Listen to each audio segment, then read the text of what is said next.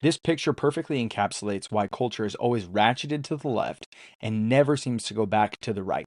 It's because the options laid out before you are always leftism and more leftism. Let's go ahead and let's look here. You hear frequently people talk about the difference between equality and equity, and you've probably seen this in some DEI training. The last diversity training I went to, they showed this exact image. You cannot get away from it. It's been around forever. The way that it's framed is that you're either for equality or equity. It's a false dilemma, and both of these presuppose leftism. They presuppose some sort of structural change in order to achieve better outcomes. So we either agree that the entire system gives out equal distribution of resources, which would be equality, or unequal distribution of your resources, ensuring equal outcomes, that would be equity. And you're never even allowed to ask the question, should the system be passing out resources to begin with? Now, it depends on what system you're talking about, if it's a government or if it's a school or if it's a business, but the point simply being is that you have to ask, what are the resources that need to be divvied up? What is the most efficient way to divvy them up? Should it go to everybody ensuring equal outcomes, even if everybody doesn't have the same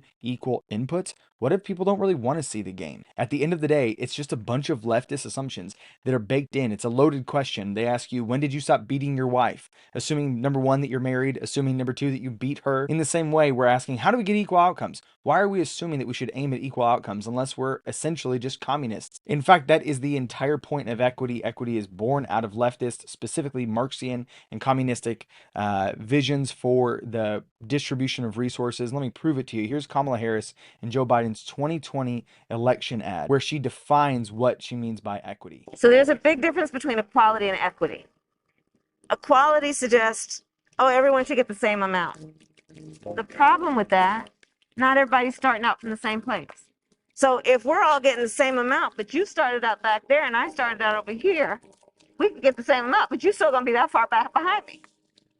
The assumption here is that you cannot radically progress through life, or that your rate of progress is essentially determined, that there is no real way to overcome your circumstances in life. So if you start off 10 feet behind everybody else, you're going to travel the same rate forward. But that isn't true. There were certain cities in the late 60s where married black couples had the same income as married white couples. And we're talking about just a couple of years after the passing of the civil rights movement. Before the passing of the civil rights movement, the black poverty rate decreased faster than after the civil rights movement. How were they able to do that while there was still legalized discrimination, when Jim Crow was still the law of the land? It's because, statistically speaking, personal decision making has a larger impact on you than your societal circumstances. You don't need a politician to give you hope and change.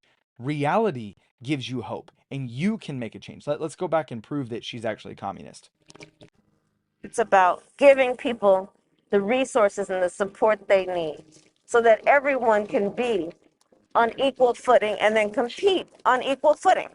Notice here she says it's about giving out certain resources so we can all be at the same footing. You will never get people at the same footing. It's simply impossible. Can't even out height and weight and athleticism and natural born intelligence and parental structure. That's not something the government can fix. But those factors have way more impact on your statistical chance of succeeding in life or committing crime or being depressed. And yet there's nothing that the government can do about those specific things. So again, the assumption is that the government can step in and just level the playing field. They simply can't. And they're constantly assuming that even if they could, that would be the best way to make sure everybody has the same outcome. Equitable treatment means we all end up at the same place. If you didn't hear that last line, I'm going to repeat it for you. Equitable treatment means we all end up in the same place. Equity is communism. You can have equal opportunity, or you can have equal outcomes. You cannot have both. As soon as you have equal opportunity, people make different choices. For instance, we talk a lot about the fact that white people have an average or median income higher than that of black people. But we don't look at the fact that black people make different choices than white people. For instance, if you look at this paper here by Georgetown, they released, it turns out that African Americans tend to be overrepresented in low earning majors. Is that because there's some sort of oppression against them? No, it's because of the community and cultural values. They're more likely to go into early childhood education than they are to go into civil engineering. And even whenever they do go into STEM fields, they pick the lower earning of those fields. Now, is it racism that causes somebody to go for, say, civil engineering as opposed to computer engineering? No, It's just different cultural values. So if you give people freedom, they're going to make different choices, and then that will inevitably result in disparities. So instead of constantly being obsessive over having equal outcomes, rather, we should be obsessing over raising virtuous people who love the truth, who seek what is good. And then if they choose to go into physical fitness or theology and religious or theological or religious vocation or philosophy or drama and theater arts, all these low paying jobs, but they're productive members of society, then let's quit being so materialistic and insisting, well, but the fact that they're only making 40,000 instead of 70,000, no, no, no. If they're thriving, they're thriving. So we got to quit being so materialistic about the way we measure our outcomes. Make sure there are no barriers to entry. Make sure there's no systemic oppression. And there's no evidence that today there are still systemic barriers to different groups of people unless you assume that unequal outcomes is de facto proof of barriers to entry. That isn't the case.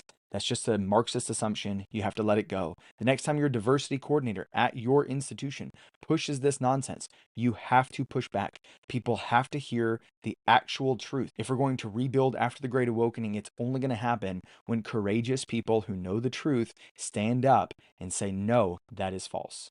That's it for today. My name is Ryan Martin, and this is Unsafe Media. If you're the kind of person who has not joined my Patreon yet, you're probably also the kind of person who thinks that diversity, equity, and inclusion has something to legitimately do with diversity, equity, and inclusion. So, like, share, subscribe, join the Patreon, and until next time, trust in God and keep your powder dry.